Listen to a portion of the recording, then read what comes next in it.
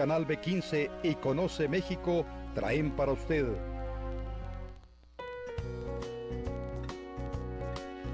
Conoce México y Canal B15 presentan Diálogos con Silvia Montes,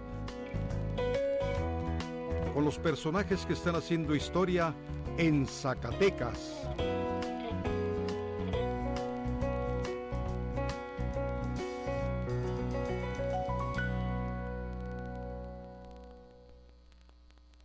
¿Cómo le va? Me da muchísimo gusto darle la bienvenida a Diálogos. Ya sabe que ahora estamos los miércoles a las 5 de la tarde, siempre con invitados interesantes, con gente de la vida pública, con personajes que tienen algo que compartirle para que usted los conozca mejor y para que sepa lo que andan haciendo en Zacatecas.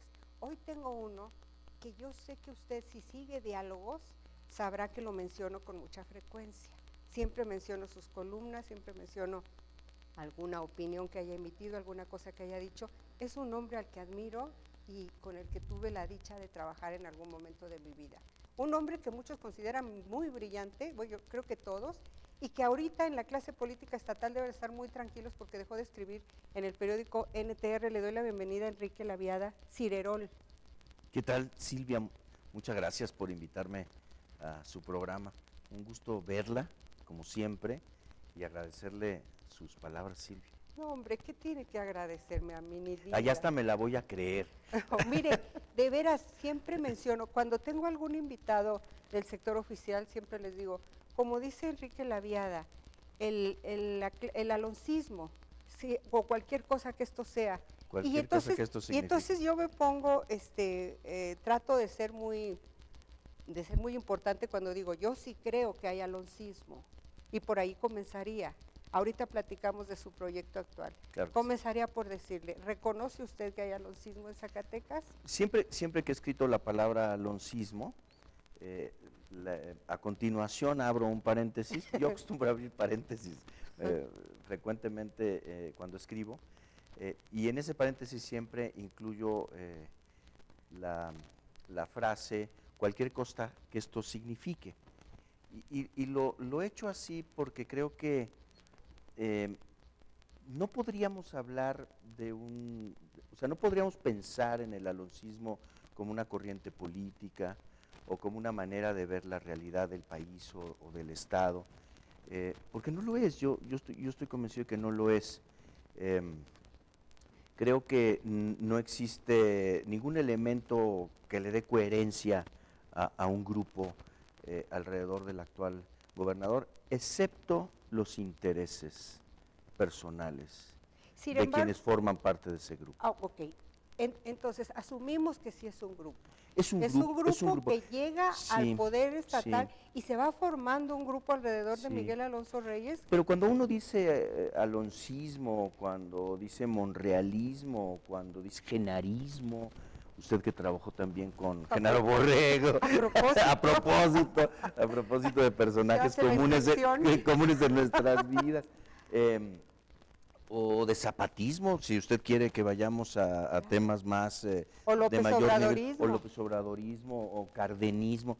Se trata, digamos, de un apelativo muy común en la historia de México y que se refiere a ciertas personas que le han dado, yo así lo definiría, ciertas personas que le han dado un determinado curso al país o a sus regiones, o que han impregnado una determinada época histórica y merecen que su apellido quede en la historia como algo transformador o como algo contrario a la transformación, pero notable.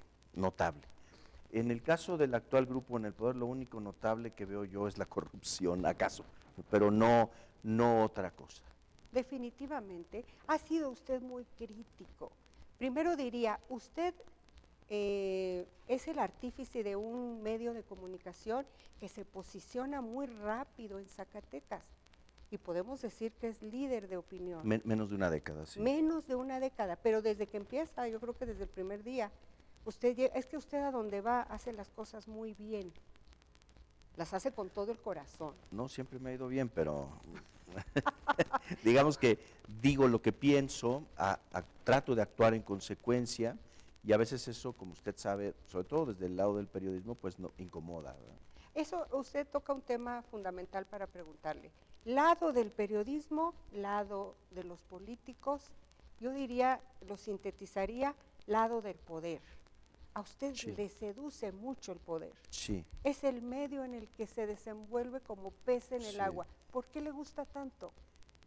Y el amor también. ¿También el amor? Sí, bueno, somos seres humanos. Sí. Yo lo veo. Alguna vez dijo un pensador, un político y un pensador célebre, estos sí célebres, dijo, no solo de política vive el hombre, parafraseando aquello de que no solo de pan vive el hombre. Pero yo creo que usted sí vive de política. Mire, yo tengo, Silvia, usted además conoce una parte de esta historia personal mía, yo tengo profesionalmente dos pasiones. Por un lado la política, en efecto, y por otra parte la comunicación y el periodismo. Yo me he movido a lo largo de mi vida y de mi trayectoria en estos dos campos. Creo que son campos contradictorios en muchos sentidos, pero también complementarios. Totalmente. Sí, no pueden estar uno sin el otro. Hace poco me preguntaban también, oiga, pero pues usted ha sido muy crítico y ahora es política, ¿ahora qué va a hacer? Y yo les contesto, pues voy a tratar de no hacer lo que yo he criticado en mis escritos. Es una primera obligación ética, aunque ahora ya esa palabra no está muy de moda, pero yo siempre trataré de mantenerla a salvo, ¿verdad? Les he dicho, para usar, si usted me lo permite, Silvia, una especie de fórmula. Yo les he dicho, lo más negativo de los políticos es que de pronto no ven y no escuchan. Y la mayor virtud de un periodista es saber ver y escuchar. Y usted está en los dos ámbitos, ha Así estado es. siempre en los dos ámbitos. A mí me ha pasado muchas veces que he comentado con políticos de alto nivel en nuestra querida tierra, que los hay, ¿verdad? Los hay, claro Naturalmente. claro que sí. Y he dicho, hoy tal cosa que escribió Enrique Laviada, me gustaría comentarla, me gustaría dar alguna opinión o qué piensas, y siempre me han dicho, mira, de lo que escribe Enrique, yo prefiero no dar opinión porque tiene muchos intereses. O sea, se le niega desde el poder que su opinión tenga algún valor porque usted obedece a ciertos intereses. Así ha sido. Usted hablaba de intereses hace un momento, que en todo caso al aloncismo lo que lo identifica son los intereses.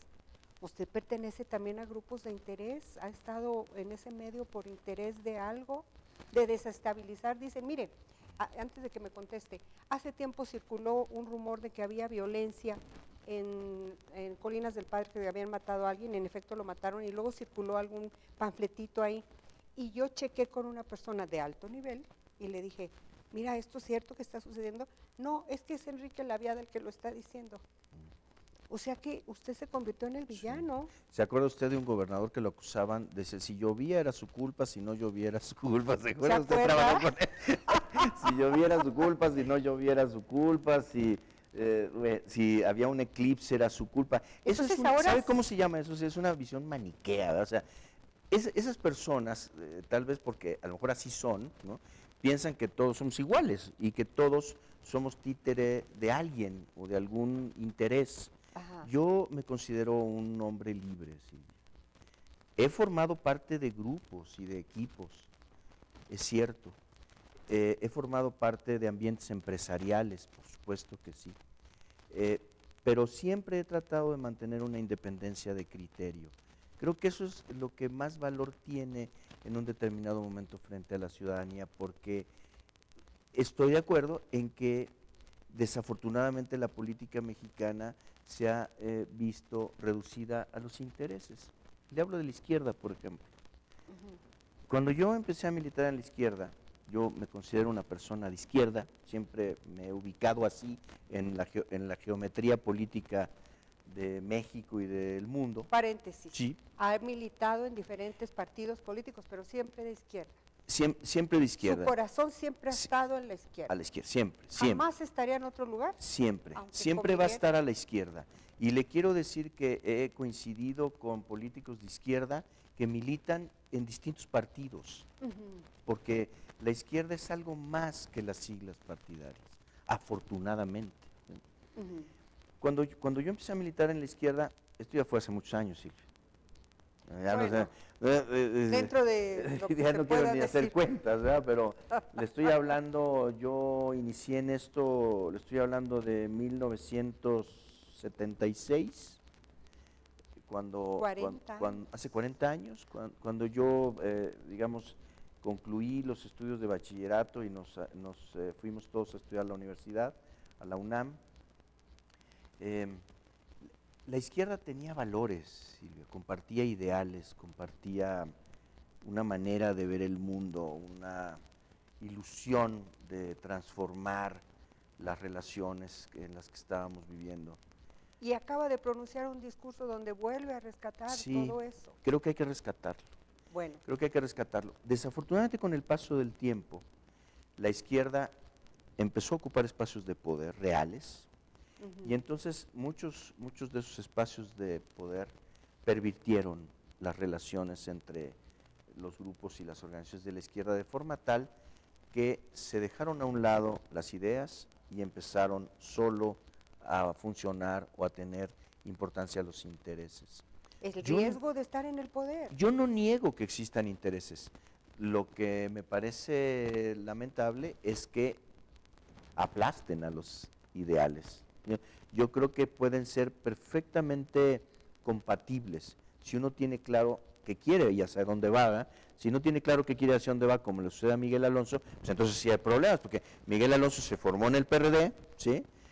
Toda su trayectoria la hizo en el PRD, toda su trayectoria la hizo, digamos, a la sombra de Ricardo Monreal, y de pronto lo encontramos ubicado en otro partido reclamando una especie como de consanguinidad, se llama eso, o sea, una especie de sangre priista, y empiezan a inventar cosas que no vienen al caso. Es tan sencillo como, yo les he dicho, no importa que se cambien de partido, se pueden cambiar, nomás explícanos por qué, cuáles son las razones. No, es un caso parecido a Ricardo Monreal Ávila, que también toda la vida estuvo en el PRI, toda la vida fue priista, nada más y de que, repente lo vemos en la izquierda. Pero fíjese, es un corrimiento a la izquierda, que él lo ha explicado, paulatinamente ha explicado ese corrimiento. Habrá quien le guste o no le guste esa explicación, pero él lo ha explicado. Ha dicho, yo estaba en el PRI y me pasé a la izquierda por esto, y él ha dado sus razones, ¿verdad? Ajá.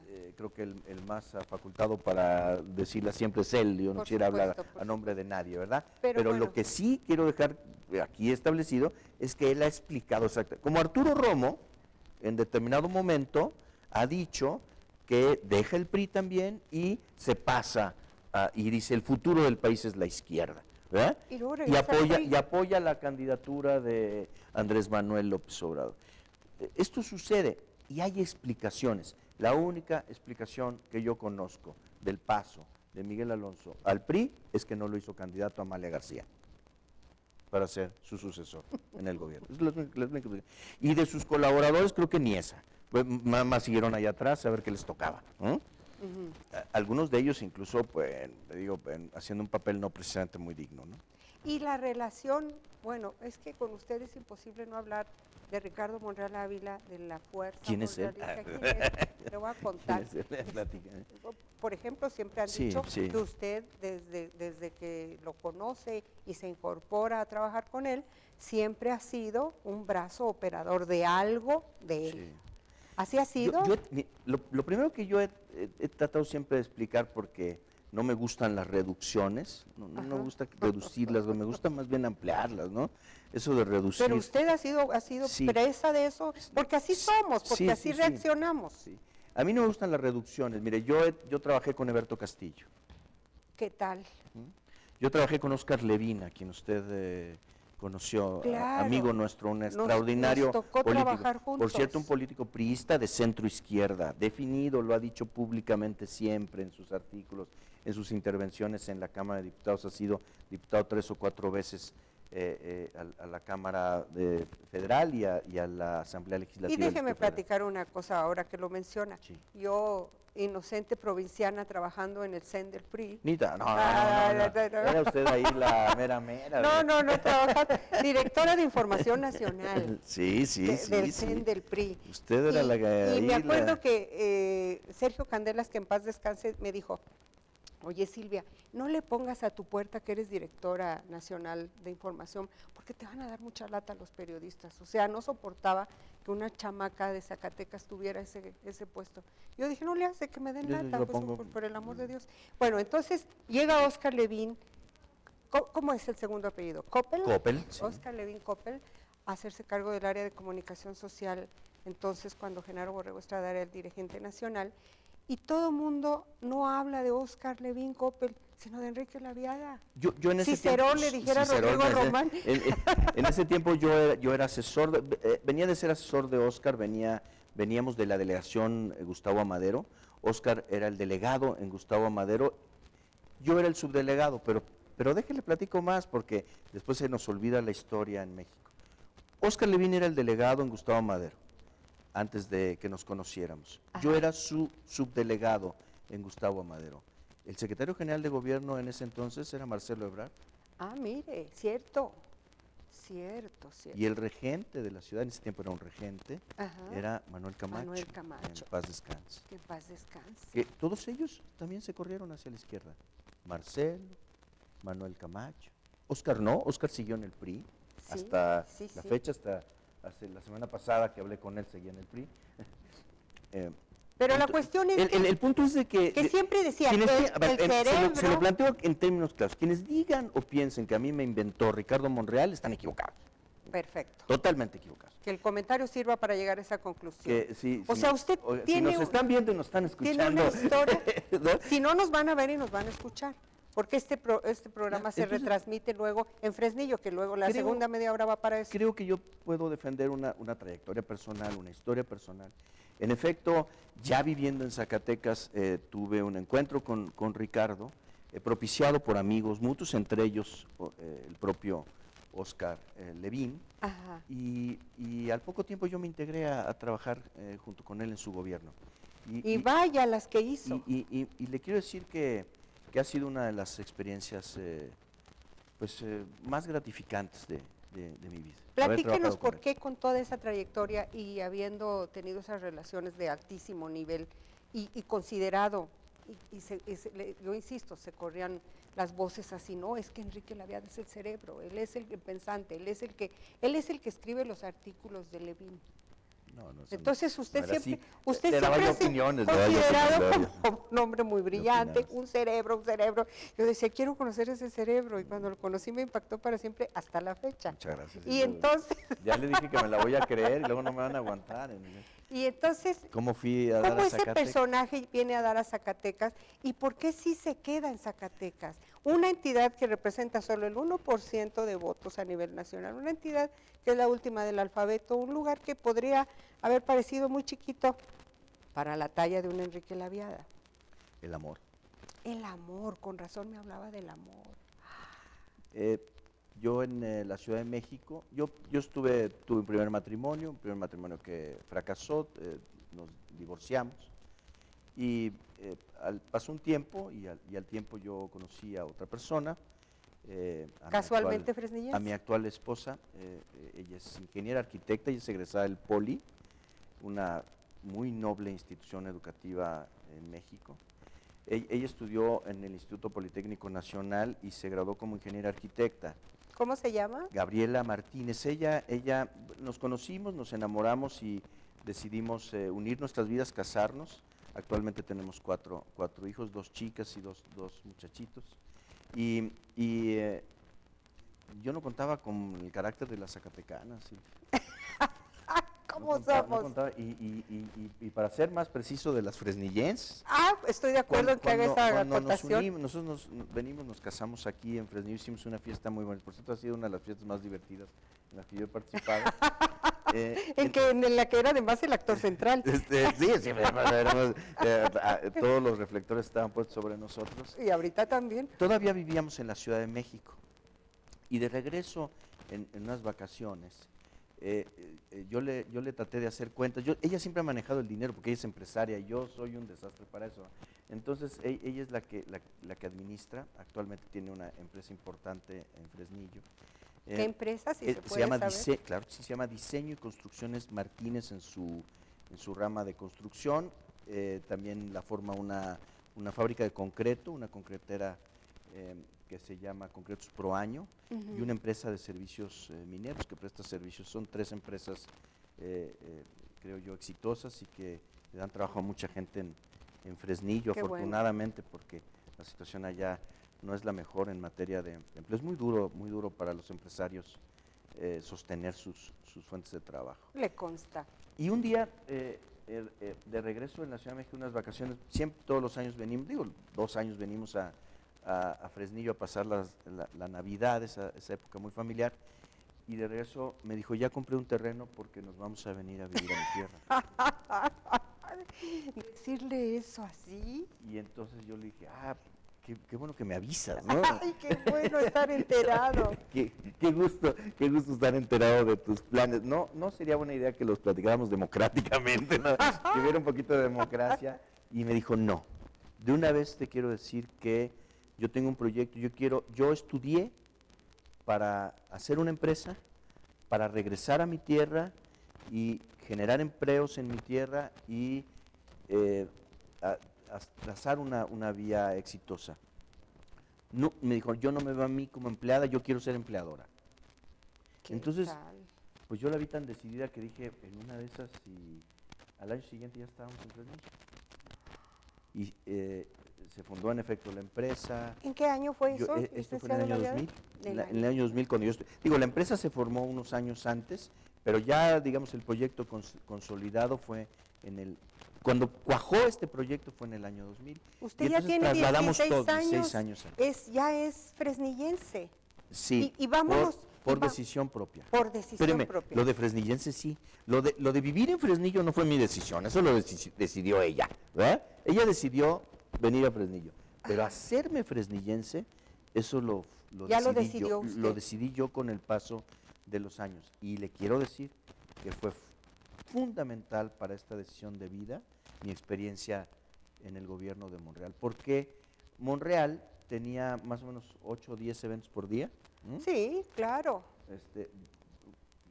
Casi como ahora, ¿no? Veo la agenda del actual gobernador y digo, bueno, ¿y para qué quieren ser gobernadores si al final no trabajan, no? No, sí trabajan. No, un evento Mire, por día. A lo mejor un evento público. A lo mejor un evento público. Mire, yo me acuerdo porque me integré al área de comunicación social, por cierto, usted tuvo mucho que ver en eso, usted me impulsó mucho, porque Ricardo no quería, decía, ¿cómo? Una mujer aquí, y usted decía, pues ella es la que chambea, págale a ella. Sí, claro. Ella el cargo. Ella es la que le sabe además. Y entonces, yo discutía con él porque le decía, es que en un solo día me tumbas la nota. O sea, en la mañana das una, a las 9, otra a las 11, otra a la 1, otra a las 3, otra a las 5, y para un área de prensa era muy complicado.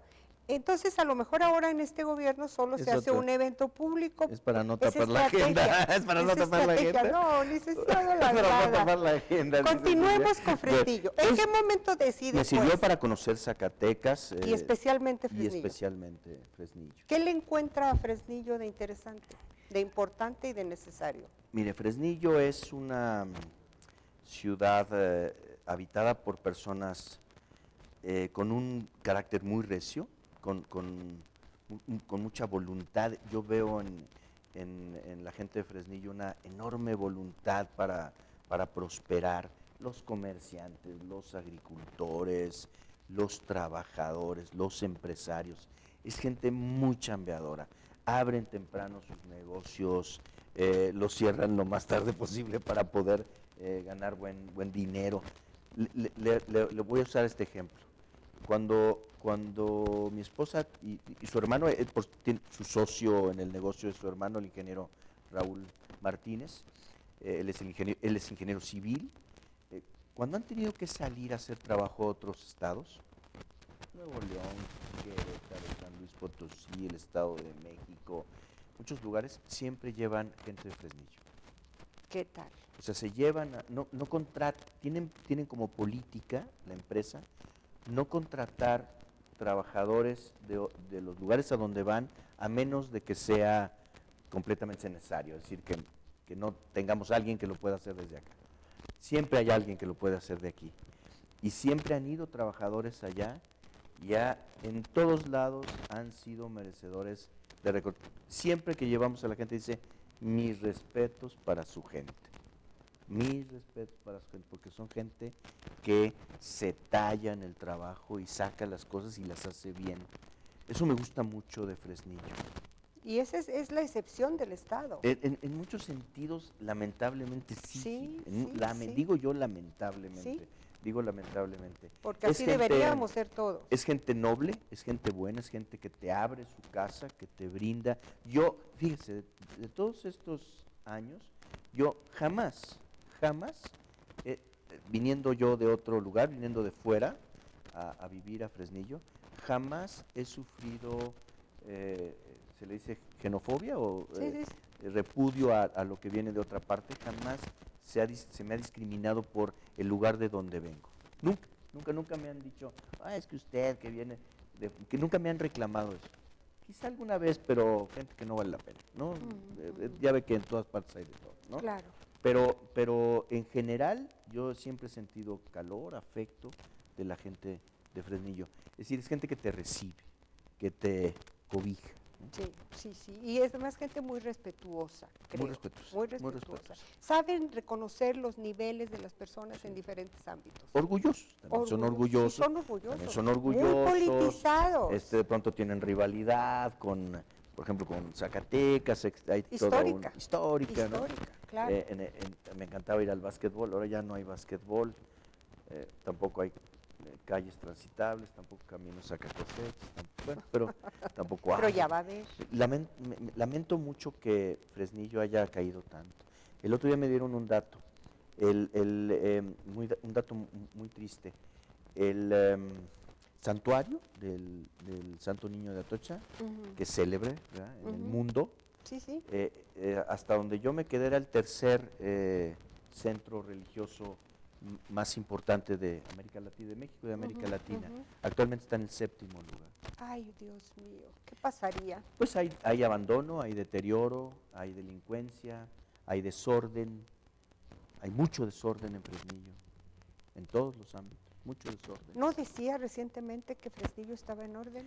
No, yo decía que yo veía un Fresnillo positivo, y lo veo así, dije yo, porque lo vi alguna vez. Cuando yo llegué a Fresnillo, cuando era gobernador Ricardo Monreal, Fresnillo era un pueblo con bastante orden. Y llega a Fresnillo, inmediatamente lo busca Ricardo Monreal y se incorpora. Sí. No pasa ni un año, cuestión de meses. Sí, cuestión de meses. Recibí una llamada telefónica de Jorge Torres, de nuestro querido amigo. Candidato, ¿no? Sí, va a ser candidato. Ya ha estado aquí conmigo en el programa. Por el PRI, no sé por qué, pues él es buena persona. Bueno, como que en todos lados hay gente que es ironía, a veces que no abrí el paréntesis. No abrió el paréntesis. No, se me olvidó el paréntesis. Abro paréntesis, es ironía. Si nos ve Jorgito, un saludo, es un tipazo. Es un tipazo. Una persona a la que yo... Y él lo llama y le dice, te quiere ver el gobernador. De Jorge Torres y me dijo, licenciado Laviada, ya se identificó conmigo, soy el secretario particular del gobernador, el secretario privado, porque el secretario era nuestro amigo Jaime Casas. Claro. Soy el secretario privado del gobernador Monreal, quiere hablar con usted. Y ya, gran Laviada o algo así, siempre todo el mundo dice gran no sí, sé, sí, a mí también llegó a decirme gran Silvia. Sí, cierto. Me dijo que quería verme, entonces yo le dije que con mucho gusto nos podíamos ver al día siguiente y platicar, y me dijo, no, ahorita. Era su estilo, ¿no? Y entonces llega, pero lo conocí en la oficina de Carlos Lozano. Me recibió en la oficina de Carlos, fíjese cómo es la vida. En la oficina de Carlos Lozano, actual gobernador ya por concluir por el PRI en Aguascalientes. Carlos Lozano, cuando lo patearon ahí de Aguascalientes sus compañeros del PRI, vino a trabajar con Ricardo Monreal. Y fue 6 años, ciclos completos, con muy poquito de diferencia, 5 años y tantos.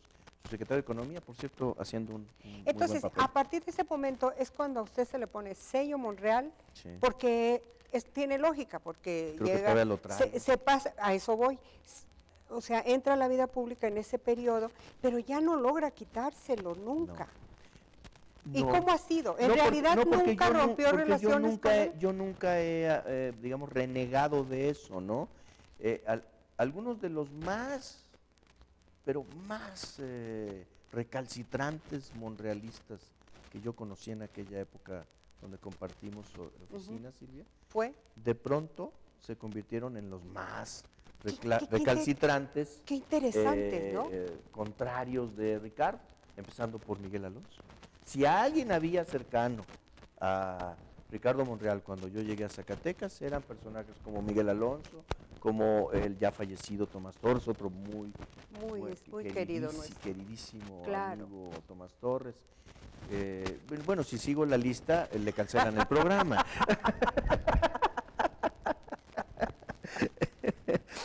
Ironía. Dice, ironía final, vamos a comerciales y nos vamos. Aquí no vamos a comerciales. Bueno. Entonces, ¿y usted no renegó? Yo nunca he renegado. Yo siempre he dicho que Ricardo Monreal es mi amigo. Esa amistad es invariable. Hemos tenido diferencias. Y distanciamientos. Distanciamientos. Algunas de esas diferencias incluso han sido públicas. Esos distanciamientos han sido a veces dolorosos, pero creo que así es la vida. Sin embargo, yo nunca he dejado de pensar que él es un hombre importante para Zacatecas, un hombre ahora muy importante para la Ciudad de México, y yo le aseguro, Silvia, se lo aseguro, que muy pronto va a ser un hombre importante para México. Y eso es algo más que lealtad, es franqueza, creo yo, en las relaciones, que hace mucha falta, por cierto, luego en la política. Incluso en alguna otra entrevista, cuando me tocaron este punto, en una anterior campaña en la que yo participé, un comunicador como que se las dio así de muy agresivo en su pregunta. No se meta con comunicadores. Y me dijo, y a ver, entonces, ¿qué vas a decir de Monreal? ¿Cómo es posible? En ese momento la figura de Monreal no era precisamente la más brillante, ¿no? Pues, como todos los políticos, estaba pasando por un momento no como el de ahora, y quizá él pensó que mi reacción iba a ser la misma que de otros. Y yo le dije, yo reto a cualquiera de los que trabajamos con Ricardo Monreal a que venga aquí a decir que se arrepiente de lo que hizo con Ricardo Monreal. Lanzó el reto. ¿Y alguien respondió? No. Hasta la fecha. Y luego lo volví a escribir en la columna. Yo no me siento avergonzado de nada de lo que hice con Ricardo Monreal. Al contrario, me siento orgulloso. Yo creo que se hicieron cosas muy buenas. Como todo gobierno tuvo cosas malas, por supuesto. No hay gobiernos perfectos ni en Dinamarca. Luego viene el gobierno de Amalia García Medina y usted se convierte en un crítico feroz. Pero no de la noche a la mañana, porque primero yo en una defensora total. Casi hubo primero hubo una luna del B, y ahí vale la pena hacer otro. A ver, recordemos. Todavía no estamos en media hora, Marco. A Amalia García la conocí 20 años antes que a Ricardo Monreal. 20 años antes. 20 años antes, dos décadas antes. Conocí a Amalia, ella era militante del Partido Comunista Mexicano. ¿Coincidieron? Yo era militante en ese tiempo. Bueno, ella era dirigente del Partido Comunista Mexicano y yo era dirigente del Partido Mexicano de los Trabajadores, que era el partido de Berto Castillo. Yo era secretario de prensa en el Comité Nacional del PMT,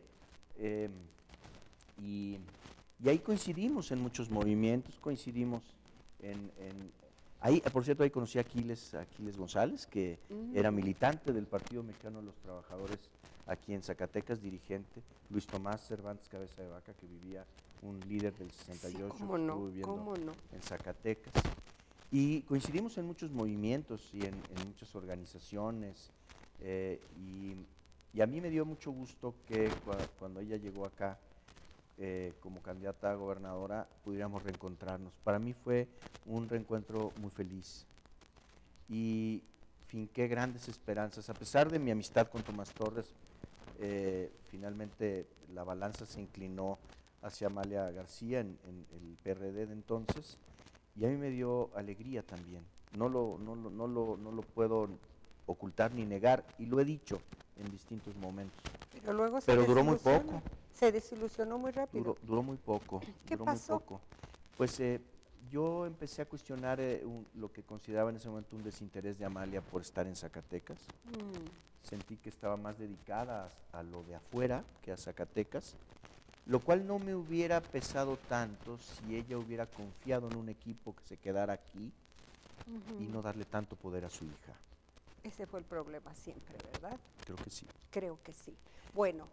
Y porque se lo dio. Vamos a hablar de su situación actual y quiero que me relate también su experiencia como candidato a diputado por el distrito, ¿cuál es? No, voy como candidato a la presidencia. La anterior. La anterior. Sí, la anterior. Quiero que me platique de esa que ya es 3 años. Es donde más se mete a la entraña de Fresnillo. Sí.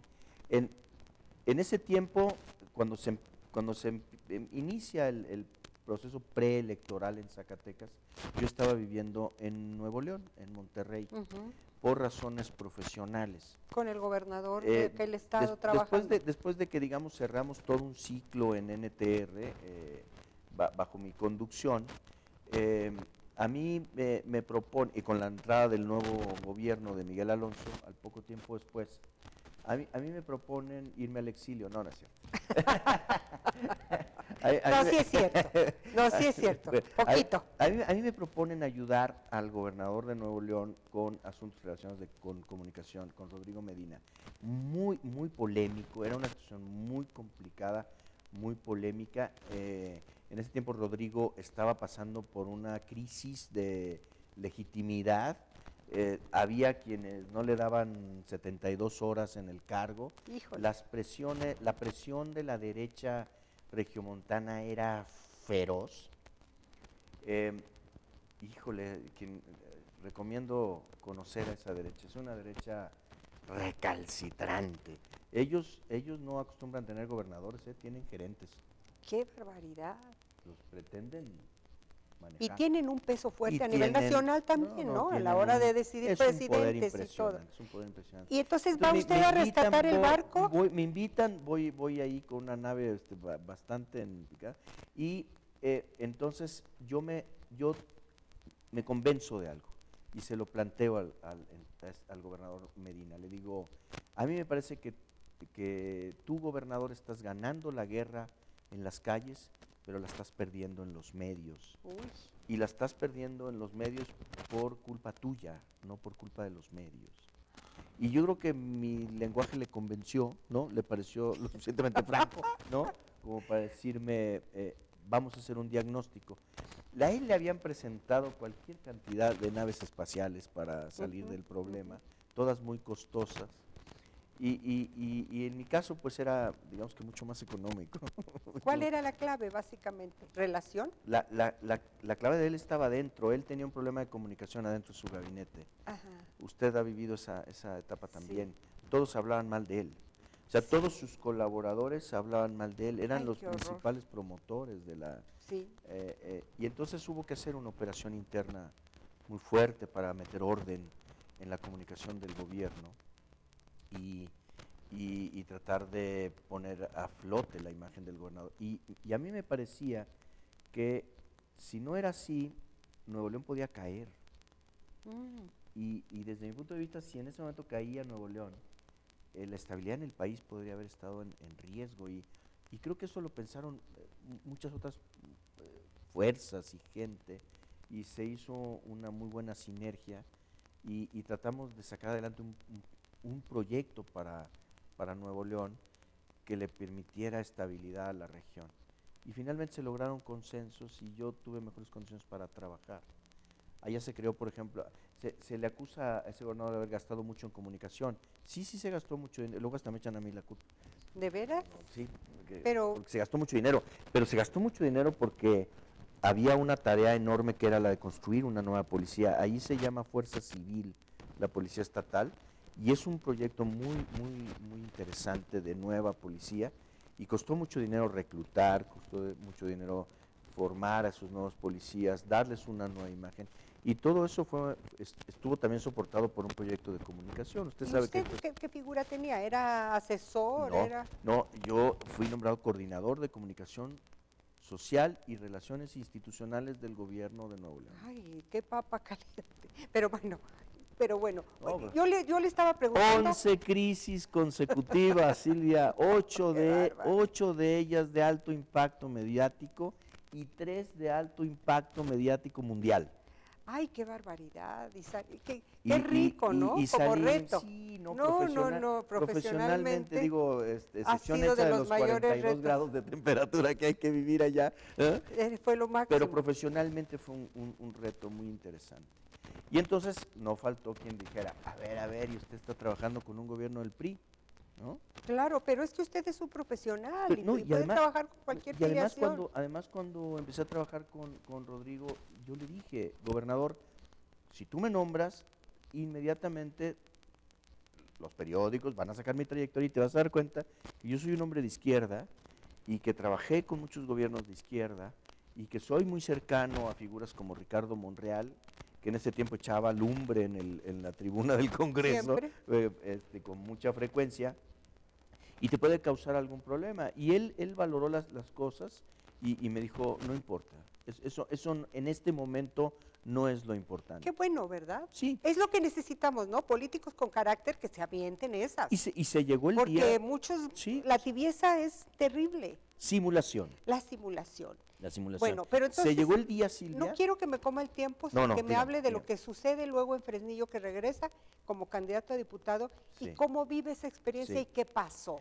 ¿Por qué no lo dejan llegar nunca a la legislatura? ¿Sabe cómo sería la legislatura con usted ahí? Hay un detallito ahí que vale la pena. Hay un detallito que vale la pena y que yo también quisiera pedirle que me lo dijera.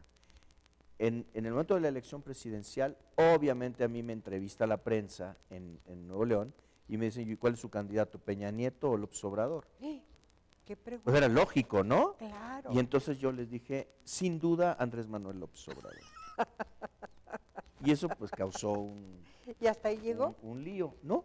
¿No? Sí, ¿Lo siguieron sosteniendo? Pasó la elección presidencial con los resultados que ya todos conocemos y todavía estuve un tiempo más en Nuevo León hasta que Ricardo me propone ir como candidato a Fresnillo para buscar una diputación. Ajá. Me inscribí como ciudadano, yo nunca formé parte del PT, en ese tiempo el PT era el partido con el que ellos estaban jugando.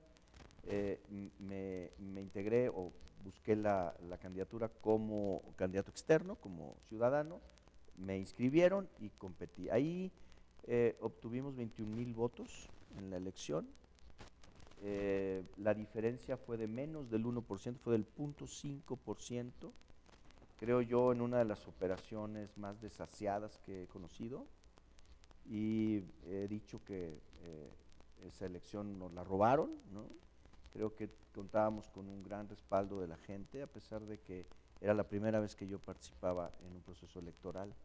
Yo salía a conquistar el voto de la gente de Fresnillo, a las calles, a caminar, me paré en los cruceros, fui a las puertas de las fábricas, fui a las escuelas, me subí a los camiones a hablar con la gente. Qué bonito. Hice lo que hace cualquier militante de la izquierda de los años 70. Y se gana 21,000 votos. 21,000 votos.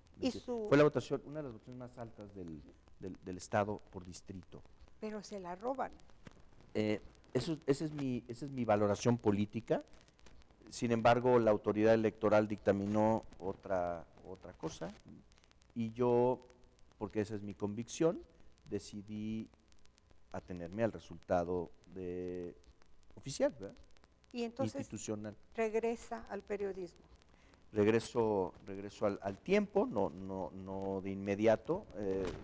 Yo regresé a mis actividades empresariales junto con mi familia, a estas empresas de las que hablamos al principio, a colaborar ahí con ellos en proyectos, en diseño de proyectos, generamos nuevas empresas en ese lapso, hasta que decidimos nuevamente reincorporarnos desde luego con la anuencia del ingeniero Pepe Aguirre a la conducción de NTR, y ahí pues volví al teclado. Y vuelve a ser el dolor de cabeza de muchos. Y empezamos a que digan, es que tiene intereses y está escribiendo esto por intereses. Sí. Yo no lo creo, yo creo que usted es un periodista de corazón y que lo que escribe es porque lo piensa y que lo que piensa lo dice donde quiera que ande. Es un hombre muy franco, es lo que he intentado efectivamente. siempre en mi vida. A mí me consta, y a mí cuando me han dicho, es que es esto, yo digo, no, yo lo respeto porque sé que es un hombre que lo que está diciendo lo dice por convicción y no le da miedo. Sí da miedo, Silvia. ¿Sí da miedo? No, sí, pero nunca le ha pasado no, nada. Luego, afortunadamente no, pero sí, en México el periodismo es una profesión peligrosa. Sí. Incluso se considera que México es uno de los países más peligrosos para los periodistas. Desafortunadamente también. Yo disfruté mucho también esta etapa en NTR y disfruté mucho escribiendo la columna. Uy, extraño escribirla. No, es que el vacío se notó tremendamente. Mucho, bueno, ahora, ¿qué está sucediendo en este momento con usted? ¿Y por qué otra vez regresar? Me duele mucho Fresnillo, sí. Ahí vivo, ahí vive mi familia, toda mi familia. Digo, mi familia ahora pues es mi familia política, ¿verdad? La familia de mi esposa. Aunque también vive una hermana mía también ya en Fresnillo, sí. Tere Laviada, una hermana querida mía, se vino a vivir ya con nosotros a Fresnillo, vive muy a gusto, por cierto. Yo creo que esta va a ser la etapa más feliz de su vida ahora viviendo en Fresnillo. Ahí vive mi familia, ahí están nuestros negocios que hemos construido con el esfuerzo de 20 años de trabajo. Yo creo poder decir con toda franqueza que nuestra empresa no es un invento sexenal de nadie. Totalmente de acuerdo. Es producto del esfuerzo empresarial de Raúl y de Gaby, mi esposa. Ahí están las escuelas de mis hijos, de mis hijas. Entonces, yo me siento muy triste en este momento al ver la situación de desorden, de abandono que hay en Fresnillo, de falta de obra pública. Hoy estuve reunido con médicos que me decían, no, está creciendo las enfermedades crónicas degenerativas y en las instituciones oficiales no tenemos medicamentos desde hace 3 años para estos pacientes. Los centros de salud están abandonados, no hay nuevos hospitales. Los hospitales que se construyeron en otra época, como en la época de Monreal, están abandonados. El personal de esos hospitales trabaja jornadas agotadoras. Vaya usted al Hospital General de Fresnillo para que vea usted cómo está la situación. Han crecido las enfermedades y hay una enorme insensibilidad de quienes hoy gobiernan. Aparentemente están interesados solo en su bienestar particular. Uy, qué triste, ¿verdad? Y algunos llegan al gobierno en Fresnillo y luego se van. Se van y ya pasó. Adiós. Pasó la euforia. Y ahí se quedan ustedes. Y los que se quedan son ineptos y también son corruptos. Ahora, no hay temor, bueno, no temor, sino cierto desánimo de volver a hacer una campaña y de pensar en que pudieran robarla otra vez. Bueno, tenemos ventajas. De acuerdo a su lógica. Tenemos, desde luego también la inseguridad, Silvia. O sea, sí, por supuesto. Y ahora ya no solo en Fresnillo, porque antes siempre se decía mucho, no vayas a Fresnillo, y la gente de Zacatecas no quería ir a Fresnillo, que por miedo, no, ahora ya la inseguridad está en todas partes. De hecho, muchos de los hechos violentos ahora han sido más en Zacatecas, Guadalupe, que del lado de Fresnillo. Ya ve por qué luego le echan la culpa. La cosa está peor. Luego dicen, el que está diciendo es la viada. Sí, el que está diciendo es la viada, porque la percepción ya es otra. Y yo creo que lo terrible es que haya quien quiera tapar, la verdad, quiera tapar esa realidad, es imposible. Ahora tenemos ciertas ventajas. Mire, esta elección la organiza el Instituto Nacional Electoral. Ya no es lo mismo. La otra elección en donde yo participé la organizó una tal Leticia, ya ve que también les llevo una tal. Que les choca que les diga así, pero bueno, también es un estilo periodístico. Una tal Leticia Soto, y con un desaseo impresionante. Ahora es el Instituto Nacional Electoral, y yo tengo confianza en que un organismo de esa talla, de esa importancia nacional, se preste a lo que yo vi en la elección anterior. Hay mejores condiciones entonces para participar. En ese tiempo pues íbamos contra todos, y en ese tiempo Enrique Peña Nieto era casi un dios. Ajá. Acaba de llegar a la presidencia, todo mundo, ¿no? Y se decía, no, un presidente del PRI, un gobernador del PRI, un alcalde del PRI, va a llover dinero sobre Fresnillo, saquen sus paraguas, esto se va a poner terrible, del terrible de delicioso, ¿no? y se ofrecieron cientos de millones para obras hidráulicas y cientos de millones para la cruzada contra el hambre y cientos de millones para la infraestructura urbana y para la educación, y no hay nada. Para el asunto del agua, ¿se acuerda? El agua, y no hay nada. No hay nada. O muy pocas cosas. Muy pocas cosas. Muy pocas cosas de las cuales yo no me sentiría ni satisfecho ni orgulloso, no sé si ellos, pero yo no me sentiría ni satisfecho ni orgulloso. Yo pienso que hubo intereses muy fuertes para que yo no llegara al Congreso, quizá por temor a que estas cosas se dijeran en el Congreso local. Y que se supieran decir, ¿no? Y Porque tenemos un Congreso donde sí hay oposición y hay discurso, pero se pierde mucho tiempo en un discurso de choque que no aporta nada. Y en el caso suyo estoy segura que hubiera llevado otros contenidos, Nos otras hubiéramos cosas. esforzado por incluso a lo mejor hasta beneficioso para el gobierno hubiese sido que lográramos conjuntar una fuerza opositora. Yo no creo en la oposición que destruye. Eso es importante que Yo lo creo diga. en la oposición que influye. Que influye, claro. Esa es la diferencia entre una oposición, digamos, torpe y una oposición inteligente. Bueno, nos quedan 10 minutos, así que aprovechémoslos al máximo. ¿Quién quiere que hablemos mal? ¿Ahorita es qué? ¿Precandidato? Ahora soy precandidato, me invitó David Monreal. Yo con David tengo una relación también de mucho afecto, de amistad, de mucho tiempo. Creo que es un personaje interesante de esta familia, tan polémica. Tan polémica. Creo que él es un hombre sano, políticamente, quiero decir, que es una persona con mucho sentimiento hacia su tierra, muy comprometida con su tierra. Creo que David está muy comprometido. Alguna vez yo le hice una entrevista que aparece ahora en este libro donde también usted es parte, que se llama 100 personajes, y ahí en esa entrevista me dijo, cuando yo le hablaba de los Monreal, me paró un poco y me dijo, por favor, David es David, me dijo. Qué bueno, Y porque como el problema es que todos decimos ahora, no es David, es Ricardo. No. Y no, Ricardo va a visión ser otra equivocada. vez gobernador de No, Zacatecas si ganaran. Esa es una visión equivocada. Pero aquí lo equivocada. tenemos y además dice, voy a estar cada domingo. Sí. No, Entonces, David es, él viene a apoyar la campaña, porque hay una estrategia política.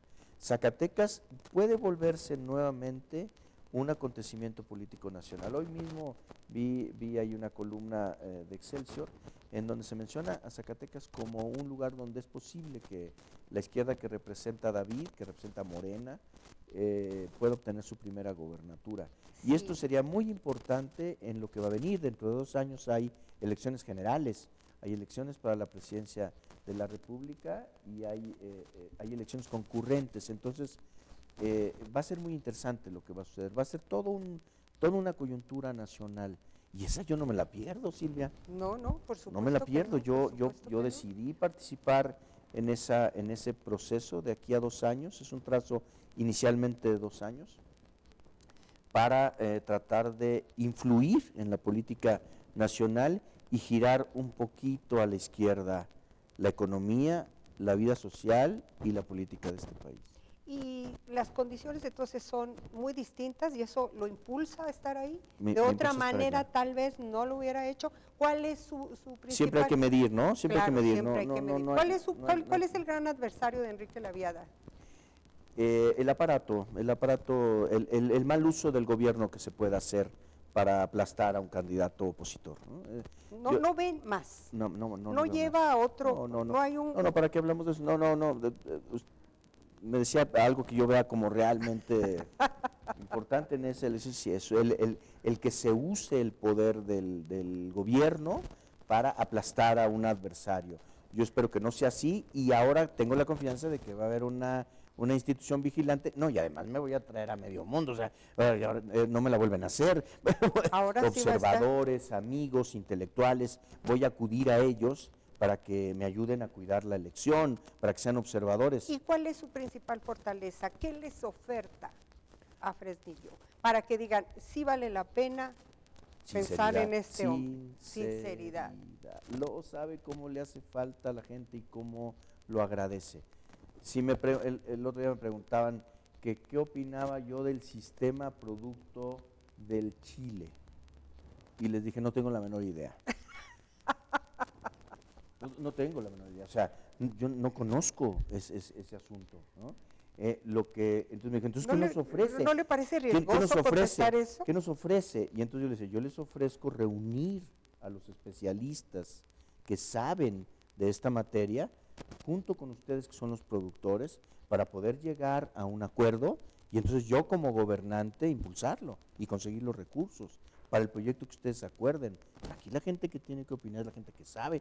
Yo no creo en los todólogos, y menos si son gobernantes.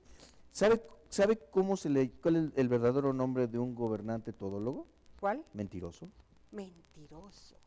Sí, o sea, uno no puede... Y el problema, Silvia, es que sucede. Se da con mucho más frecuencia el caso del cuate que contesta y dice cualquier barbaridad, ¿no? Con tal de hacer la apariencia de que sabe muy bien de lo que se trata ese tema, ¿no?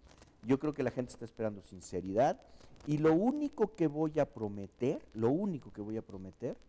porque la gente está muy molesta con que le hayan prometido tanto y no le cumplieran, lo único que voy a prometer es luchar por Fresnillo, junto con la gente, porque el gobernante tampoco puede hacer solo todo. Voy a buscar el respaldo de la gente de Fresnillo para salir a luchar fuerte por obtener recursos, por traer programas, por juntar a los que saben, por traer especialistas en todas las materias para que Fresnillo tenga una proyección generacional, no para un sexenio, sino que se dibuje un futuro para ese lugar que queremos tanto. En este caso, hablaba hace un momento del tiempo en que dijeron, casi saquen sus paraguas porque nos va a llover, porque todos vamos en el mismo proyecto, va a llover el dinero. Sí. Ahora va también en un proyecto Sí. con Morena, Sí. en el que Ricardo Monreal está metido hasta el ajo y Sí. con muchas posibilidades que le reconocen incluso en los medios nacionales. Me consta también, he escuchado a gente que opina así. Sí. ¿No sería el mismo caso? Y en caso de que no Si lograran el triunfo, ¿cómo se ve a sí mismo trabajando con un gobierno que no sea de su partido? Si hay sinceridad, yo creo que se pueden lograr muchas cosas y también se puede trazar pendientes, ¿verdad? Yo creo que en el gobierno hay que saber identificar lo que se puede hacer y lo que no se puede hacer en un determinado periodo. Lo inadmisible ya en este momento es la demagogia, el engañar a la gente. Eso es lo que ya yo creo que no sirve y hay que quitar, hay que sacar. Eso es lo que yo pienso. ¿Tiene optimismo de triunfar? Sí, claro. Todos los días estoy recibiendo afortunadamente muestras de adhesión. Algunas de ellas yo ni siquiera pensé que pudieran llegar. ¿De veras? Sí, y están llegando, sobre todo jóvenes, jóvenes que son idealistas, que si yo les comparto ideas radicales, sé que me van a apoyar. Siento ese ambiente en Fresnillo y desde luego también siento la presión de mucha gente que dice ya basta. Yo en mi discurso, si usted recuerda, dije basta de corrupción, digamos basta de que ese va a ser su lema, ¿verdad? Sí, basta de corrupción, basta de simulación, basta de mentiras. Vamos a ponernos a trabajar, vamos a meter orden en la ciudad. ¿Me da el ejemplo de una idea radical? ¿El ejemplo de una idea radical? Sí, por supuesto. Digo yo, ¿para qué ponerse a construir centros de espectáculos o construir oficinas públicas para que la burocracia esté cómodamente hospedada cuando nuestras escuelas no tienen vidrios, no tienen baños, no tienen techumbres de sombra en los patios? No tienen agua, algunas ni siquiera tienen electricidad y mucho menos conectividad ahora con las nuevas tecnologías. ¿Van a hacer una presidencia municipal nueva? Sí, están haciendo nuevas oficinas. Una idea radical es mejor equipar las escuelas.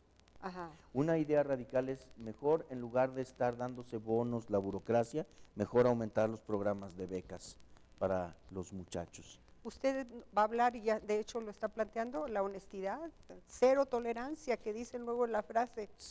En Fresnillo, si yo llego a ser presidente municipal de Fresnillo, se va a acabar el diezmo, que ahora ya no es diezmo, ahora ya es vigésimo, y a veces más, y se tiene que pagar por adelantado y en efectivo para que alguien tenga una obra. No es leyenda negra esa. O sea, pudo haberle sucedido a alguien tal vez y con ese se difundió, porque desde el sector oficial nos dicen, bueno, que nos demuestren, que nos prueben. No, tienen Eso miedo, es muy difícil miedo de probar. Es muy difícil porque tienen miedo, hay temor, ¿verdad? Si usted es constructor, le están pidiendo eso y tiene invertidos 10, 12, 15, 20 o más millones de pesos en una obra, no le han pagado, le han prometido que le van a dar más obras, usted hace una denuncia pública con su nombre y puede ser objeto de represalias, ¿verdad? Es así como lo ven, pero yo tengo las grabaciones. ¿Tiene grabación? Claro, como periodista. Nosotros, cuando nos declararon, pues nosotros tuvimos que reservarnos la fuente, pero usted sabe que publicar eso sin una fuente confiable no es ético en periodismo, ¿verdad? Ajá. Si yo publiqué eso, si se publicó eso en el diario, es porque tenemos declaraciones de los contratistas, de los constructores. Y ahora, Silvia, que yo soy precandidato, ahora lo que recibo es exactamente eso, denuncias. Oiga, y si usted es alcalde también le vamos a tener que pagar lo que le estamos pagando a estos. ¿Qué? Ay, Dios Me lo han dicho a mí, ayer tuve una reunión donde me dijeron esto. Y entonces yo les dije, no, por supuesto que no, desde luego que no. ¿Qué más le ofrece a la gente? ¿Qué más le ofrece? ¿Cuál es la diferencia de que esté Enrique Laviada encabezando este proyecto? Trabajo. Yo identifico que Fresnillo es una plaza donde se valora y se requiere el trabajo. Necesitamos meterle varios miles de puestos de trabajo a esa ciudad para que se salve del abismo, diría yo, ¿sí? Cuando un muchacho, Silvia, de 20 años, que se acaba de casar, que ya tiene un hijo o dos a veces, y tiene un empleo donde gana tal vez poco, pero es un empleo seguro, en una fábrica, en un comercio, en una empresa de servicios, y tiene Infonavit, y tiene seguro social, y tiene una cierta estabilidad, es difícil que ceda a las tentaciones de la delincuencia. ¿Sí? Muy bien, el tiempo se me terminó. De otra forma, la desesperación los lleva a hacer. Un mensaje para la gente de Fresnillo antes de que nos vayamos. Un gusto que estar aquí con usted y que pueda ver y escuchar la gente de Fresnillo la conversación que hemos tenido. Un anuncio. En este periodo, si usted me lo permite, claro, adelante. me dio tiempo para escribir un libro, se llama Vivencias, lo editamos con Texere, una muy buena empresa editora de Zacatecas. En un par de semanas más lo estaremos presentando y la voy a invitar. Muchas gracias, licenciado. Gracias por haber venido. Para mí ha sido un gran gusto tenerlo aquí, escucharlo y verlo tan entusiasmado, con esa gran vitalidad. Lo conozco y sé que lo que dice es verdadero. Doy fe. Se lo agradezco. Muchas gracias. A ustedes, amigos, muchas gracias por habernos seguido. Ya sabe que si no nos acompañó todo el tiempo, lo puede rescatar luego en la página silviamontes.com.mx. Gracias a Marco Méndez, que es el que se encarga de esto. Hasta la próxima, los espero el miércoles.